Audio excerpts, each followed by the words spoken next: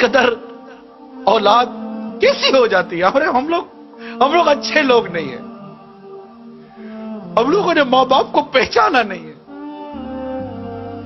اگر ہم ماں باپ کو پہچانتے تو آج مسلمانوں کے ممالک میں اولڈ ہاؤس نہیں ہوتے. بوڑھے ماں باپ وہاں پر اپنے اولادوں کو دیکھنے کے لیے ترستے نہیں. آج بوڑھے ماں باپ ترستے, شادیاں کروا دیتے کہ اولاد الگ ہو جائے, مگر یہ شادی کے بعد بیوی بچوں کی محبت میں اتنی گم ہو جاتی ہے کہ اس کو ماں باپ کی قدر و منزلت نہیں دیتے.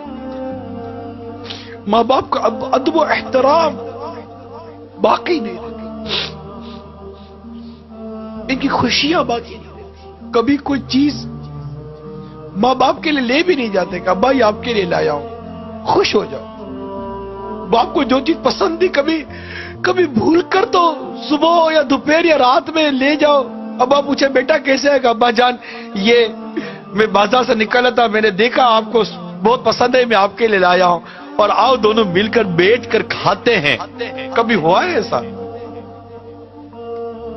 باپ جب نکلتا تھا تو آپ کی پسند کا پھل لاتا تھا کہ میرے بیٹے کو آم پسند ہے. نہیں میرے بیٹے کو کیلا پسند نہیں, میرے بیٹے کو سیب پسند ہے. آج ماں باپ کے آگے ٹھنڈا کھانا رکھ دیتے ہو, اور ماں باپ اس دن کو یاد کرو جب بیٹا کہتا تھا امی آج کڑھائی کھانے کا جی چاہ رہا ہے. ماں کی طبیعت ٹھیک ہو یا نہ ہو تم کو کڑھائی پکا کر کھلاتی تھی. ہوٹل تھی, وہ ماں کو باورچی نہیں تھی. نہیں امی یہ پسند نہیں ہے, میں نے آج انڈا کھانا ہے, اس کے لیے یہ انڈا بنایا ہے, میرے لیے وہ انڈا بنا کر دو. تمہیں دو قسم کے انڈے بنا کر تمہاری ماں کھلاتی تھی. آج تو گھر کا سامان لاتے ہو تو بیوی بچوں کے لیے چھپا کر لاتے ہو کہ ماں باپ دیکھ نہ لے, کہ ماں باپ یہ سامان دیکھیں گے تو کہیں گے بیٹا کہاں سے لائے ہو.